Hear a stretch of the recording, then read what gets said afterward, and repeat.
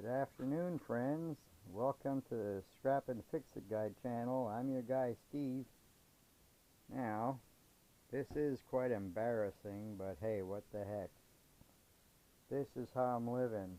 Beautiful plywood floors covered in dog hair.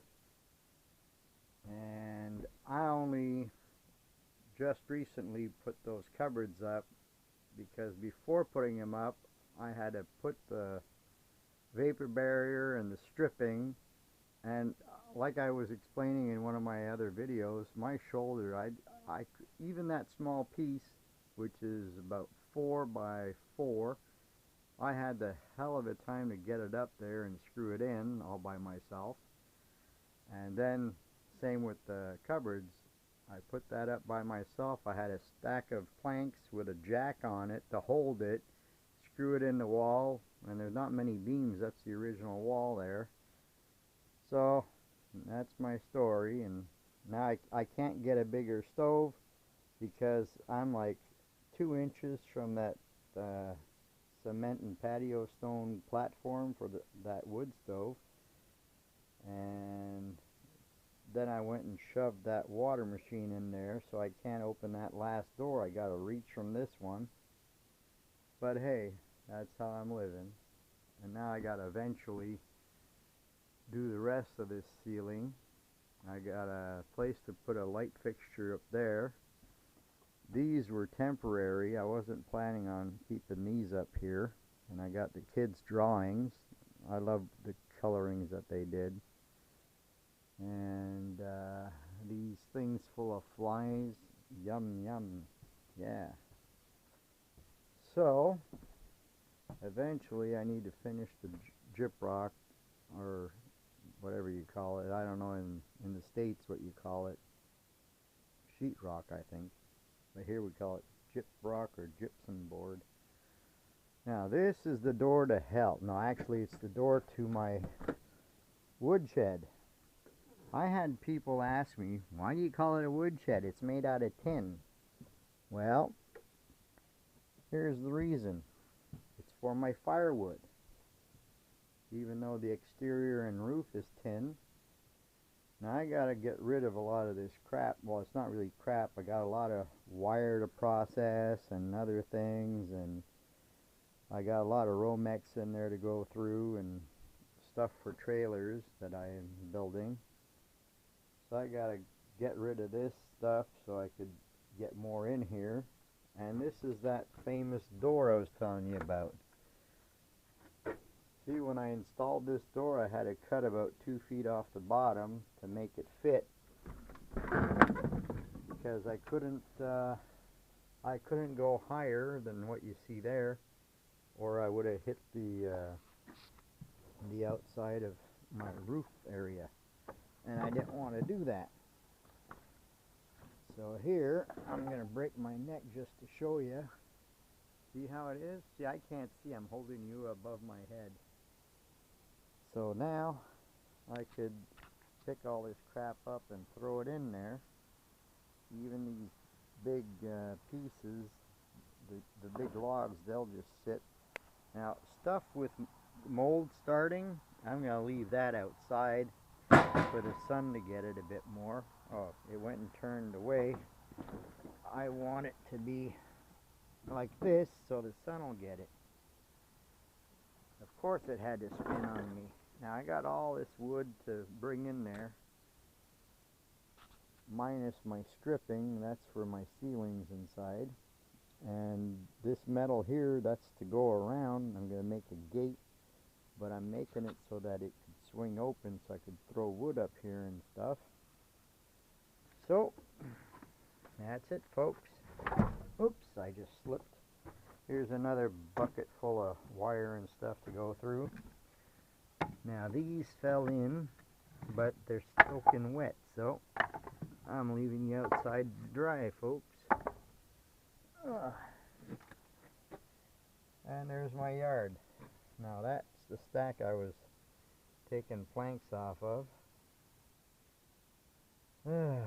And underneath there, I don't know if you could see, I got about 10 packs of shingles, but they're brown. And everything else on the property has blue shingles, so that was for another project that fell apart. So that's about it, guys. And I got all kinds of grinding wheels. I got stacks of it up in here. I don't know if you can see that. It's pretty dark. And here, every time they're on sale, I buy more, because I use a lot of grinding discs when I'm cutting up my metal. I like to get these big ones. These have like 50 discs, and it's the thin cutting wheels, and I get them on sale for like 25 bucks. There's these smaller ones you get for about 25, and the problem with these is there's 15 for metal and 5 for masonry, so it's 20, not 25, sorry, but I meant for $25. So I don't like using those too much. Okay, and this is what I recuperated out of the trash. People throwing out cans of paint, Krylon Blue Fusion. Well, it's blue and it says Fusion, Krylon Fusion. That is damn good paint, and from the feel of it, it's about halfway full. And I got this at one house. All these were there. I got the 2 clear, the white, the yellow, and the silver, and the blue. And there was a black, but I used it up. Oh, and a red. I used that up on the tire machine. So now I gotta go and buy myself some more black, and I believe more red. I keep them up here. See, I got yellow, white, I got flat black, I got green, I got leak seal, I don't need that. And here's a gallon of the, it's like the Tremclad, it's rust paint. It's a gallon of, is that black? I can't see. Yeah, I think it's a black one. And then there's a gray one with the bag on top. Yeah, so you're getting the grand tour now. And there's my baby, my Milwaukee chop saw for metal. It weighs a ton, friends, and it uses discs like a grinder. It's not the kind with a blade with teeth, which I'd love to have those, but I can't put one of those blades on this because the RPM is too fast for the blade. So I use these discs. I got I got 2 extra huge ones, and then I drop down. See, these are the 14-inch. These are the 10-inch.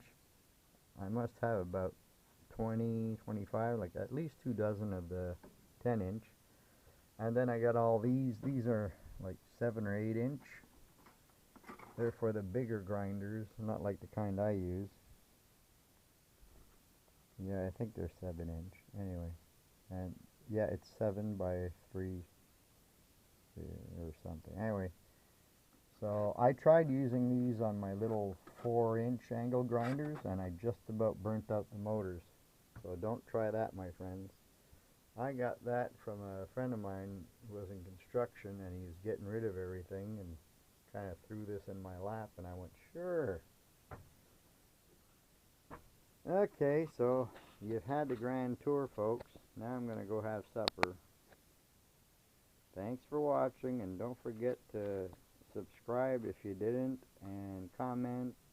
Please comment, and tell all your friends, and hit that bell if you want to see more. Now, I can't do like Marty from Steel Scrap Kingdom, but here, I got one. See that? That's a real farmer's bell. Like, get in here for lunch. So ring that bell. Okay, Marty? And if that wasn't enough, since I'm on the bells, here's another one that you hook up, and it's got a different sound. It's lower pitch. So this is the one that you want to ring to call people in for lunch. Alright, so thanks for watching.